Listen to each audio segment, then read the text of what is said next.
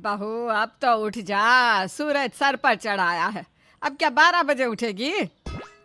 Mummy mummy मेरा school bag कहाँ है? मुझे देर हो रही है। तेरी माँ को कोई फिक्र है क्या? तू स्कूल जाए या ना जाए, मैं देती हूँ तेरी बैग, रुक जा। इंद्राणी चंदू की बैग ढूंढकर उस पर कॉपी किताब डाल देती है।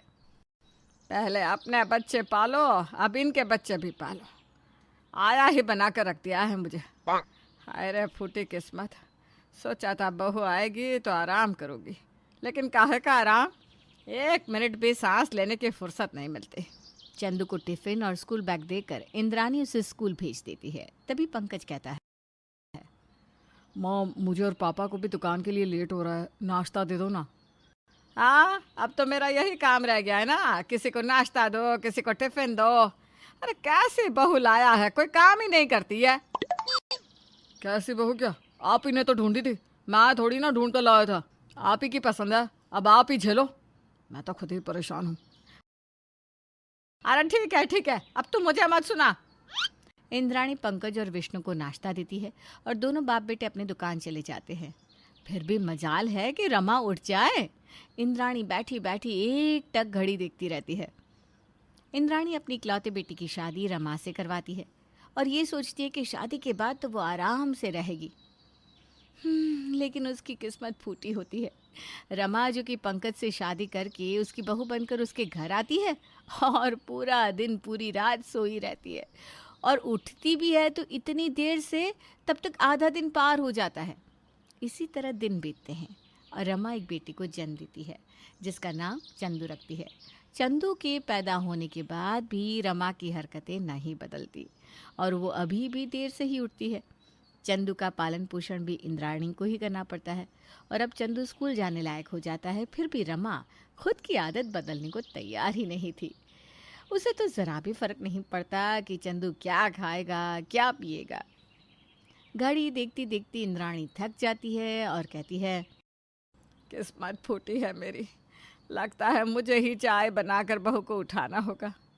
हाय, इस बुढ़ापे में क्या क्या करना पड़ रहा है।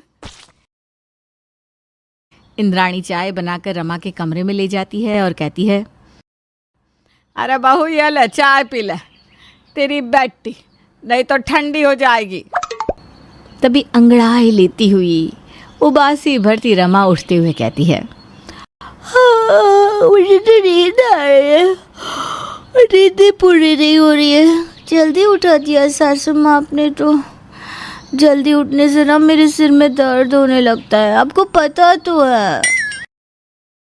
ये सुबह है, अरे बहू 12 बज गए दोपहर के, सब यहाँ दोपहर के खाने की तैयारी कर रहे हैं। नहीं सब छोड़िए सासू माँ, चाय ठंडी हो रही है। ओह, मुझे चाय का आनंद लेने दीजिए। हाँ पियो पियो, हमें तो कभी चाय नसीब ही नहीं हुई। मेरी सास तो मुझे सुबह 4 बजे उठा दिया करती थी। लेकिन मेरी सासू माँ बहुत अच्छी है। लव यू सासू मॉम।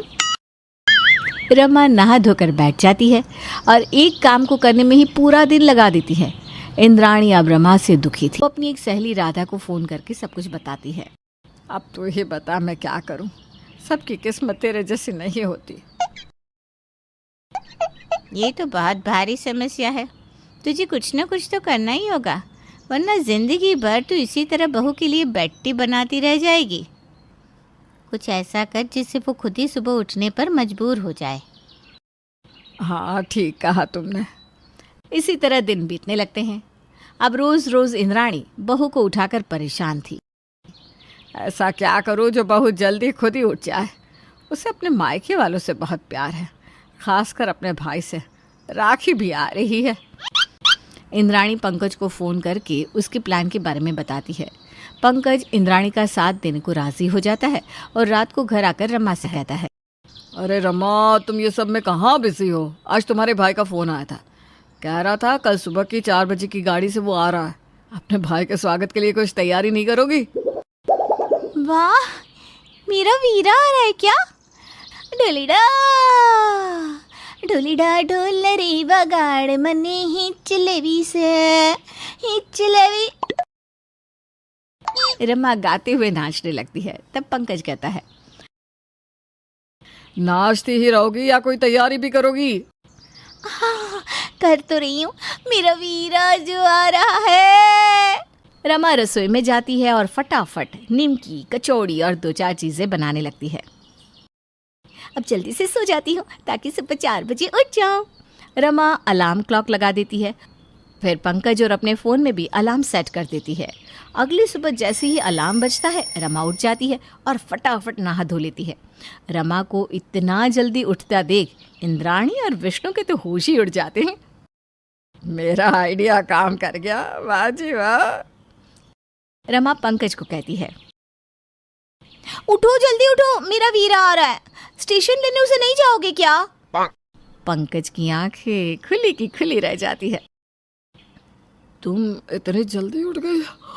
ये क्या हो गया? सूरज कहाँ से उगा है आज? अरे सूरज कहीं से भी उगाए, तुम स्टेशन जाओ ना अभी। अरे यार, मैंने तो मजाक किया था, तुमने तो सच्ची समझ लिया। लेकिन चलो जो भी हो, मेरा मन खुश हो गया। एक छोटे से झूठ के कारण तुम्हें जल्दी उठता देख तो लिया, वरना ये मुझे नसीब में कहाँ होता। क्या मेरा वीरा नहीं आ रहा है? रमा मुंह बनाकर बैठ जाती है, लेकिन पूरे घर में खुशी की लहर दौड़ उठती है। बहू जाग गई। मम्मी, मम्मी आज मेरा बैग और मेरा टिफिन तुम लगा देना। हाँ मेरा बच्चा। रमा चंदू के लिए टिफिन बनाती है और उसका बैग भी तैयार करती है और फौरन सबके लिए नाश्ता भी बनाकर तैयार कर देती है। अब रोज बहू के हाथों का खाना खाने मिलेगा। तुम्हारे दिन तो फिर गए इंद्राणी। मैं भी आज बहुत दिनों बाद खुश हूँ। 6 साल में पहली बार बहू के हाथ का नाश्ता खाने को नसीब हुआ है। हे भगवान, राधा का भला हो जिसने मुझे ये बुद्धि दी। नाश्ता करके पंकज और विष्णु रोज की तरह दुकान चले जाते हैं। इधर खुशी के मारे शाम को इंद्राणी अपने घर में पार्टी रख देती है, जिसमें अपने कुछ रिश्तेदार और दोस्तों को बुलाती है। क्या बात है, आज अचानक से किस खुशी में पार्टी दे रही हो इंद्राणी? अरे खुश तो ऐसी हूँ कि पूछो मत। ये समझ लो आज जाके मैं सास बनी हूँ। वैसे पार्टी करने के लिए कोई वजह थोड़ी ना जरूरी है, जब मन किया कर लो। सभी पार्टी में खूब नाचते गाते हैं।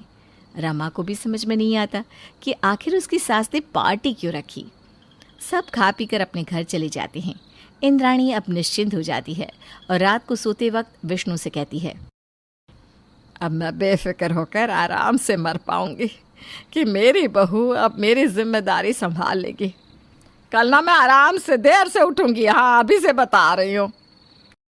तुम पागल हो गई हो क्या? अब तुम बहू की तरह मत हो जाना। चलो अब नजर मत लगाओ। इंद्राणी सो जाती है और अगले दिन चंदू आकर इंद्राणी को उठाने लगता है। दादी माँ, मुझे स्कूल के लिए देर हो रही है, मेरा टिफिन और बैग ला दो ना। अरे क्या हुआ बच्चा, तेरी मम्मी कहाँ है? वो तो सो रही है, आप जानती हो ना मम्मी को कोई नहीं उठा सकता। इतने में पंकज वहां आकर कहता है, माँ आप भी सो रही हो? रमा तो अभी तक सो रही है। सारे प्लान पर पानी फिर गया है। वो तो 3 अलार्म लगाने पर भी नहीं उठ रही है। मैं देखती हूँ। इंद्राणी रमा को उठाने जाती है। अरे बहू उठ जा, सूरज सर पर चढ़ गया है। मैं आज शाम से पहले नहीं उठने वाली, मुझे अपना कल का कोटा भी पूरा करना है, सोने दो मुझे। रमा की बात सुनकर इंद्राणी की आंखें बड़ी हो जाती है। वो अपना माथा ठोक लेती है।